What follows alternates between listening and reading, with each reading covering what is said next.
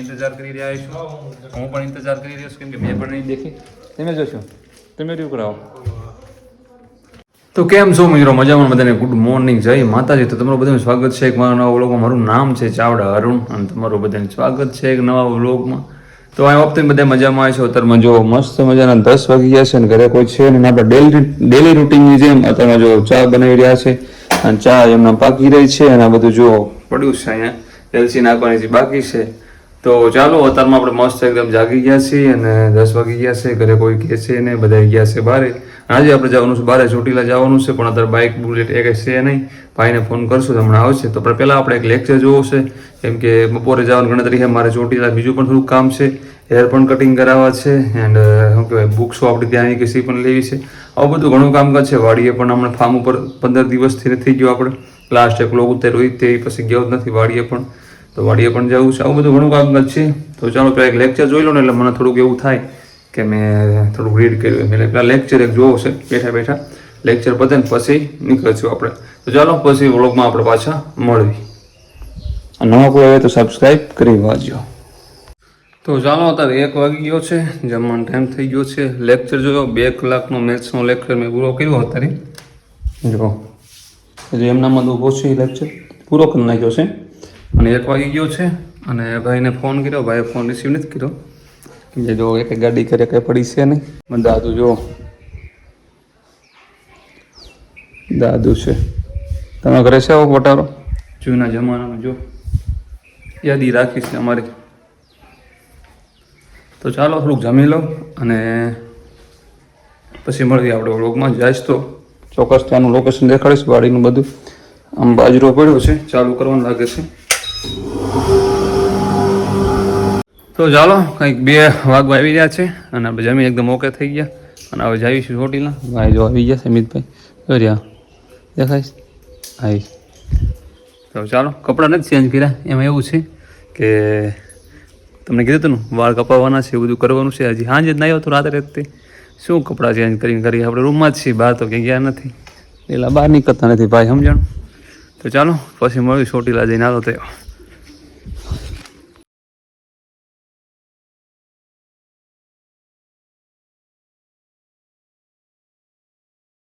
તો ચાલો ચોટીલા પહોંચી ગયા એન્ડ બુક્સ જો આવી ગઈ છે જે તમને કહેવાનું હતું 2-3 દિવસથી વ્લોગમાં આપણે વાત કરતા હતા ભાઈ બંધ રાખો ને તમારો ફોન હમણાં આમાં કોપીરાઇટ આવી જાય અને આમાં જો કે 2 બુક્સો આવી હતી જવા દે જીસી વાળાની 2 મંગાવી હતી કઈ છે વિજ્ઞાન અને ભારતનું બંધારણ જો 2 એક 10 મુદ્દાવાળી અને વિજ્ઞાન અને ટેકનોલોજી 2 બુક મંગાવી હતી આપણે આવી ગઈ છે આવી તો ઘણા દિવસથી ગઈ હતી 2-3 દિવસથી પણ આપણે આજ લેવા આવ્યા હતા તો આ અનબોક્સિંગ આપણે ઘરે જઈને કરશું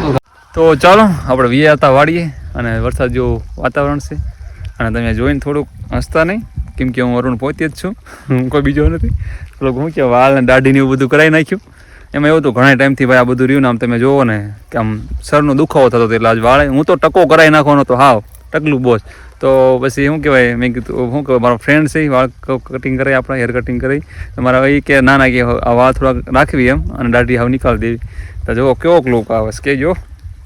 રાહુલભાઈ અને હું વાડી આવી ગયો તો આપણે ખબર એકવાર વાડીનો મેં વ્લોગ ઉતાર્યો તમે જોયો હોય તો આપણે સમથિંગ ઓલા સન્ડેમાં એમાં ઉતાર્યો હતા સન્ડે ગયો ને ઓલા સન્ડેમાં ઉતાર્યો હતો ને જો ઓલા ભાઈ હતા આપણે બધા આવ્યા હતા હું રાત્રિમાંથી આખી વાડી ફરતો આપણે સેઠે ઓલા નાખ્યા હતા પાળીએ જો બધા કમ્પ્લીટ થઈ ગયા છે એકદમ જોરદાર જોવાથી આ 5-5 ફૂટના ગેબે લગભગ 100 મેં બધા નાખ્યા હતા લગભગ 3-4 નોટિસ કર્યા 3-4 કમ્પ્લીટ છે એટલે લગભગ બધા કમ્પ્લીટ હશે જ તે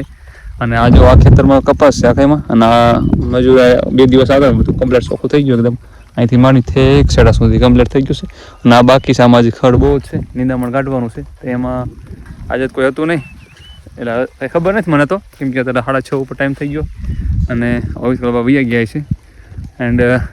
લોકેશન બહુ જોરદારનું છે અહીંયા અને આ આપણું ઘર ને એવું કંઈક છે બાપા કોઈ નવા આવ્યા હોય તેનો નહીં જોયું હોય બધું નવા કોઈ આપણા ફેમિલીમાં આવ્યા હોય ને એટલે નહીં જોયું હોય એમને અહીંયા આ રીતે ઝટકા મશીન છે ભાઈ જબરદસ્ત બધું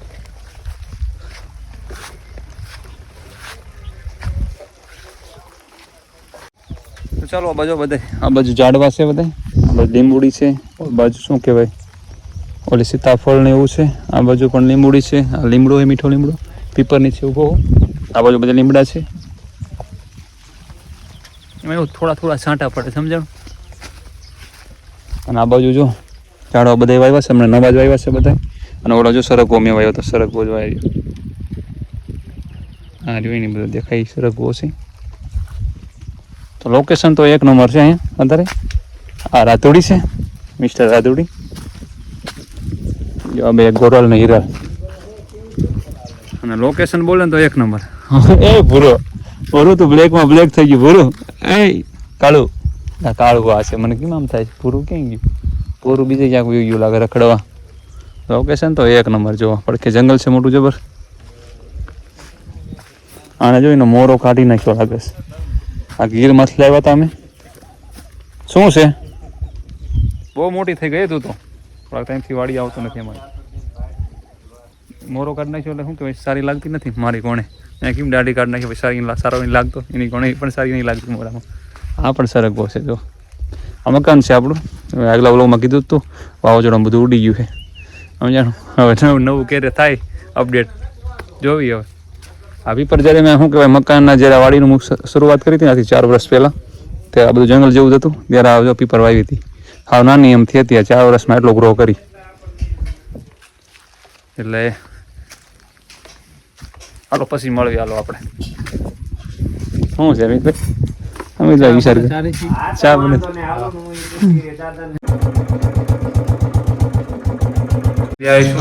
હું પણ ઇંતજાર કરી રહ્યો છું કેમ કે મેં પણ નહીં દેખી તમે જોશો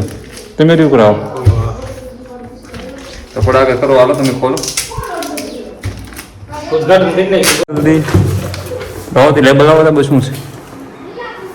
એ કઈ છે NCERT GCERT વિજ્ઞાન અને ટેકનોલોજી હાલો બીજી કઈ છે બંધારણ ભારતનું બંધારણ 10 મુદ્દાવાળી કમ્પ્લીટ ઓકે ડન PSI 25 ગુણ અને કોન્સ્ટેબલ 30 ગુણ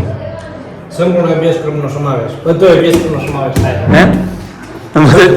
બધો સમાવેશ થાય છે બધો અભ્યાસક્રમ અમિતભાઈ કોલેજ કમ્પ્લીટ કરી ગ્રેજ્યુએશન કમ્પ્લીટ BCom ના સ્ટુડન્ટ સમજે ને આપણી કરતા હોશિયાર BCom ના સ્ટુડન્ટ છે ફાર્મિંગ તો આ બુક્સ થોડીક મેં અંદર રીડ કરી આ બુક્સમાં તમને PSI અને કોન્સ્ટેબલ બંનેમાં 25 ગુણ અને 30 ગુણ બંનેમાં છે PSI 25 ગુણ છે અને કોન્સ્ટેબલમાં 30 ગુણ છે તો NCERTનો સાર અને બંધારણ ટોટલી આમાં લઈ લેવામાં આવ્યું છે એવું અમને ઇન્ડેક્સ મેં વાંચતા રીડ કરતા મને એવું બધું જોવા મળ્યું અને હું તમને થોડુંક દેખાડું અને પેજ બધા નવા છે ને એટલે શું કહેવાય ખુલતા નથી હા જારી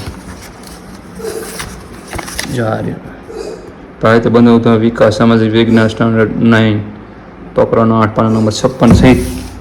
ટૂંકમાં NCERTનો સાર પણ બધો લઈ લેવામાં આવ્યો છે એન્ડ 516 પેજની બુક છે અને પાછળ લાસ્ટમાં 500 ક્વેશ્ચન આપેલા છે સોલ્વ કરવા માટે આપણને તો બુક્સ તો દેખવામાં બહુ જ સારી છે રીડ કરવી પછી આપણને ખબર પડે પણ આમ મને દેખતા એવું લાગે છે કે બુક્સ બહુ જ સારી છે થોડા તમને પેજ અંદર બતાવું જો આ રીતે છે ટાઈપિંગ સારું દેખાય છે લ્યો મને ટાઈપિંગ સારું છે એવું લાગે છે મને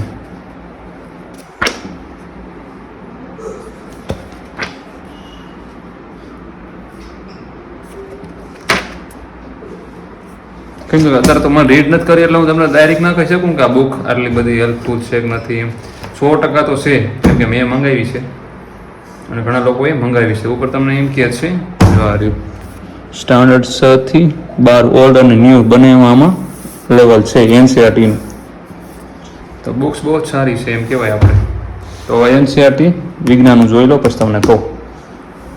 આ બુક્સ પણ એવી છે આ બુક્સમાં પણ તમને બધું ટૂંકમાં શું કહું NCERT GCERTની જે આપણે બુક્સો આવે ને જે ટેક્સ્ટ બુક એનું ટૂંકમાં બધું આવૃત્તિ બધી રહીને આમાં લઈ લેવામાં આવી છે એન્ડ 6 થી 12 સુધીની છે ઓલ્ડ અને ન્યૂ બંનેનો સારાંશ આમાં લઈ લેવામાં આવ્યો છે એવું ઉપર ઇન્ડેક્સ જોતા એવું લાગે છે અને 516 પેજ આના પણ છે અને 1200 સમથિંગ MCQ છે છેલ્લા લાસ્ટમાં એન્ડ તમે આ બુક્સ લ્યો ને તો તમારે જીસીઆરટી એનસીઆરટી ન કરવી પડે, ટોટલી આ બુક્સમાં રીડ થઈ જાય એવું અત્યારે ઉપર નોટિફિકેશન દ્વારા જેવું લાગે છે બધું જોતા મને, સમજાણું? કેમ કે ઉપર જો એનસીઆરટી જીસીઆરટીનું બધું કીધું છે એને 6 થી માંડી 12 ઓલ્ડ ન્યૂ એડવાન્સ લેવલ, સમજાણું? એટલે વિજ્ઞાનમાં તો એવું છે કે વિજ્ઞાનનો બધાને પ્રોબ્લેમ છે, મને એ પણ પ્રોબ્લેમ છે, ઘણા લોકોનો કોલ છે એને પણ પ્રોબ્લેમ છે, મેસેજ પણ બધાને આવે છે એને પણ પ્રોબ્લેમ છે. એટલે વિજ્ઞાન તો હવે શું કહેવાય વાંચવામાં રીડ કરવામાં થોડુંક આપણને અઘરું પડે, અને આમાં તો આ રીતે બધું આપ્યું છે. આનો ટાઈપિંગ તો સારું છે, લ્યો અભિયમ જેવું જ છે એટલે આપણને વાંધો નહીં આવે, અભિયમ જેવું ટાઈપિંગ છે એટલે વાંધો નહીં આવે, સારું છે ટાઈપિંગ. તો ચાલો આવી કાંઈક બુકો હતી બે, અને આ તો આપણે વાંચતા હતા સવારમાં શું રાત્રે વાંચતા હતા. એનસીઆરટી છે, હિસ્ટ્રીની એનસીઆરટી, બધી એનસીઆરટી ભેગી થઈ હવે તો આપણે બુક્સ એક શું કે બધી એક સરખી જ ફોલો કરશું. કેમ કે કિસ્વાની મારા પડી હતી ઓલ્ડ બુક 18-19ની બંધારણની, પણ એ પછી કેન્સલ રાખ્યું કેમ કે નવા મુદ્દાની કાંઈક બધી ભળવાઈ હતી ને, એટલે પછી મેં કીધું હવે નવી બુક લઈ લેવી એમ, એટલા માટે આ બુક્સ મેં લીધી ને બાકી તો નહોતું લેવાનું. એટલે કાંઈ વાંધો નહીં, ભલે લઈ લીધી હોય, 500 પેજની છે, બુક સારી છે. તો હવે આ બુક્સ આ રીતે કરશું. હવે બંધારણમાં એક જ ફોલો કરવાની છે, અને સાયન્સમાં તો આવી ગયા, અને